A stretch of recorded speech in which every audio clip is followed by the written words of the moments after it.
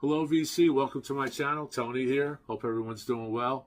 Today I'm going to do a fun segment. Doesn't take a lot of research and notes, because it's all things that we all know so well. It's 5 records that you would never sell. Like, we all know those 5 records that we want to hold on to forever, right?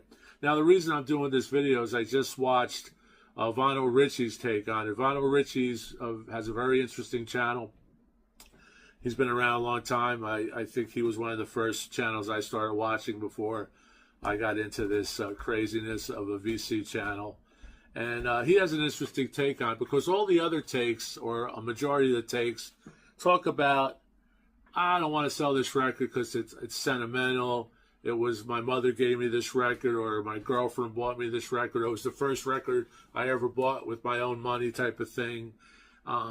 Some people don't sell it because of the rarity of the record. They will never get it again, which is legit.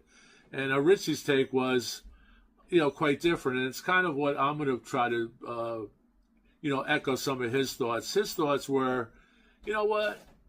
I like these records. I'm not going to get a lot of money from them if I sell them. And I could always, if I do sell it, for whatever reason, for money, if it's enough money, I could always get the reissue, because I'm not really that attached to it. So there's the takes, and I'm going to give you my 5 records. I picked them out pretty quickly.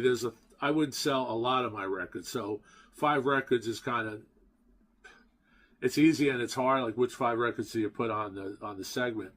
But I get attached to stuff. I get attached to records. I may have 7 copies, 7 different pressings of Santana Abraxas. Now, do I need 7 copies of Santana Abraxas? Even though they're different pressings, different variants, different issues. I don't have the one step, but I do have the Mo-Fi that was recently released. I have the originals. I have the poster. So even though I have all those copies, I still don't get the urge to sell these records or trade these records. And first of all, they don't go for a lot. Maybe $10 for a nice, or $15 for a VG Plus. Santana Abraxas, more so with the poster. But that's the thought that I'm coming up here with that. So this thread, 5 records I will never sell, I believe its genesis started with the Vinyl Narrative, I believe it is, the Vinyl Narrative. So check out his channel, and of course check out Lionel Richie's channel. And I urge you to check out all these, all the people who've done the thread, 5 records I don't want to sell, 5 records I will never sell, because they're all interesting, and it's cool because we all get that perspective. We're all addicted to vinyl, I would think. If you're watching this, you love vinyl, you love records. So actually, some of them even talked about CDs that they would never sell. So it's not only records, but it's music, albums, etc. So like I said, I'm going to show my 5. I'm going to talk about them really fast. And, like I said, try to check out those other channels. And if you can, please subscribe to them. Cheers. It's afternoon here in Jersey. And I've got a lot of good things coming up. I may do an announcement that Rhino and Acoustic Sounds have joined together. And I'm going to pull some of those albums that they joined together. And they will be doing a 45 RPM release of these iconic records, so I could talk about that. I also bought a really nice collection of metal, things like Ozzy, Dio, a lot of heavy bands from the 80s, but very rare records. So I bought a collection. I'm going to show that maybe tonight, or probably at least by tomorrow. But these are 5 records that I will not sell, and I'm going to give you my 5 records, and I'm going to talk about the reasons. Now, this is something that I wouldn't really sell. There's some value to them, but some original Elvis, as you can see, 78s. This one's chipped. I did a whole video on this. They sound pretty good. I do have a 78 portable record player that I kept around for that particular reason, just to play things and hear them. I actually have a video where I cleaned a few of these at Don's with his ultrasonic cleaner. And Treat Me Nice, and Jailhouse Rock, OG. This one's Don't Be Cruel, and Hound Dog. So these are top Elvis singles.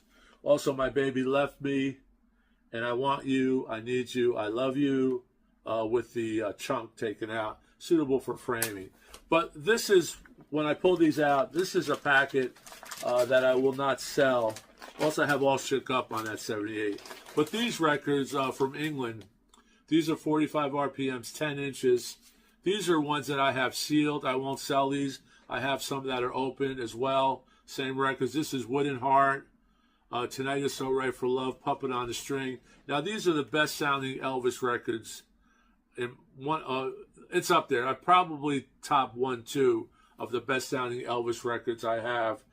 Crying in the Chapel, and I Believe in the Man in the Sky, and Milky White Way, some gospel, white gospel. And then you have It's Now or Never, O Sole Mio, and Make Me Know It, A Mess of Blues. These records, they're available in the UK. You see they're made in England. And these are a series of Elvis's 18 UK #1. So I won't really sell these. If I ever get back to London town, I hope I get back to London town. If there's a movie premiere of the next Bond flick, which hopefully I'll still be young enough to travel. That may be another 20 years from now. Here's another one. What is this? Too Much. They also have a 10-inch of Too Much. So those are records that I wouldn't sell, not only because I'll probably never be able to get them again unless I go to England, like I said, or buy them. And why should I rebuy them if I have them? I do have the same ones that are sealed opened, so I would keep those sealed. I won't sell those. As far as, the reason, they just sound good, so I'm not going to sell stuff that sounds really good. Here's another one. This sounds really good. This is a theme from Shaft, Soulsville, Do Your Thing. Do Your Thing is 1938 minutes. These are 45 RPMs, and this is a limited edition. This is number 80. I don't know how many Analog Productions did, but this is a great record. I picked this up for $5 at this store that used to sell used records, and now, unfortunately, it's not there anymore. But I found some really good stuff. It was kind of set up like a antique shop where different vendors would leave records, and then the proprietors would ring them up based on their number, their sticker here. This is 5, and the sticker for this person, the number for this person was 546. This is a Steve Hoffman, Kevin Gray, just amazing, 45 RPM.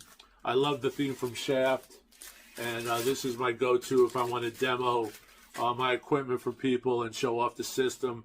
I go to this, and everyone knows theme from Shaft. So I won't sell that record.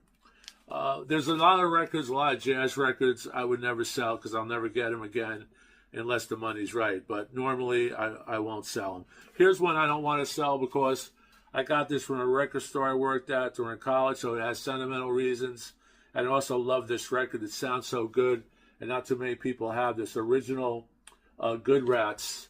And this is Tasty, just amazing. Now, I was watching I think it's on FX with Ethan Hawke's starred in Lowdown. The Lowdown series, very good. I recommend it. And he's playing records, and he pulls this record out. So I said, wow, that's obscure to pull out this record, which no one even really, not too many people know about.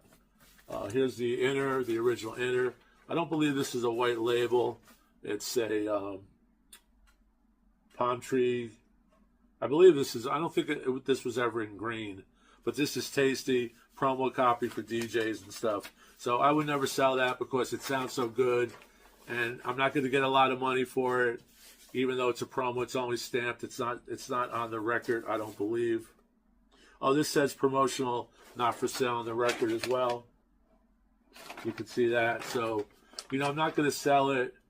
I won't get a lot of money for it, so why sell it? I'll give it to my kids. But I just love this record, and that's basically my theme is the records that I really love and sound good, and some of them may have sentimental value like this one, but I won't sell. Here's another one I'm not going to sell because it's go-to. I love this copy, this pressing of Machine Head. This has the poster.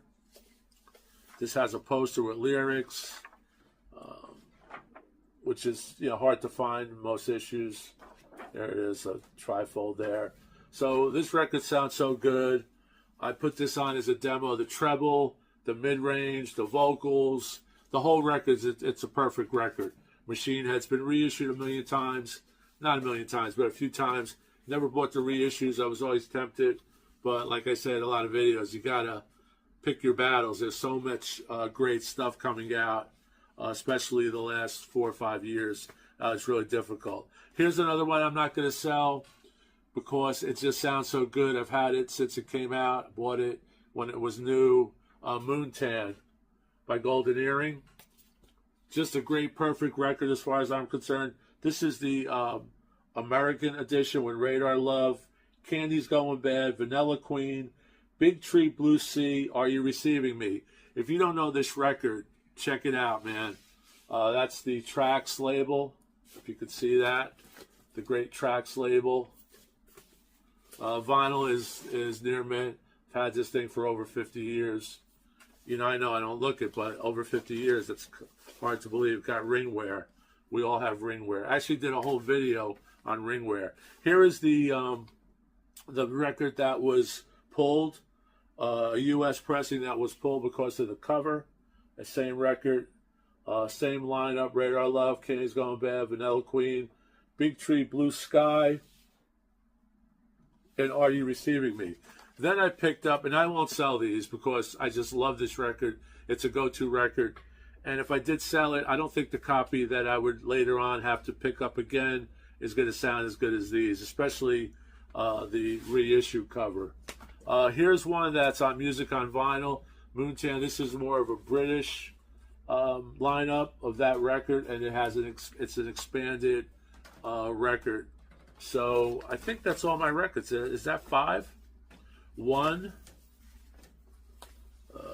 2, 3, 4, and then the Elvis. So 5 records that I would not sell. And basically my reasoning is I'm not going to get a lot of money for them. Just like Vinyl Richie, I kind of took his vibe. You know, I'm not going to sell them. Why should I sell them if I love them? You know, there's a lot of records I could sell that I don't want to sell. A lot of jazz records, a lot of Blue Note, stuff like that. A lot of things that I know, a lot of Beatles that are OG that I won't sell, even though I have multiple pressings of the different variants and the different pressings. So I wouldn't sell those. So these are my 5 records that I wouldn't sell based on the thread from Vinyl Narrative. Now, Vinyl Narrative has a cool channel. Check him out if you consider subscribing to those channels. His channel, Vinyl Richie, the other people who have done this. It's a nice way to get some subscriptions, and it's a nice way to get your, your actually presentation out there, because everyone has a different take. I've watched a few, like I said, they were sentimental. They've had a record for, forever type of thing, and some of them go way back. Some of them even have, like I have, a 10-inch 78. There's others with 12-inch 78s that they talk about, or 10-inch 78s that they talk about. So keep rocking, stay well, and we'll see you later. Don't forget, I got a lot of good stuff lined up. So please hit that subscribe button. And I never say this, but if you hit the notification button, I guess you'll get notified somehow. Maybe a bell will ring. And please like and subscribe. Always helps out the channel. So here we are. Thanks a lot. Keep rocking. Talk to you soon. Ciao.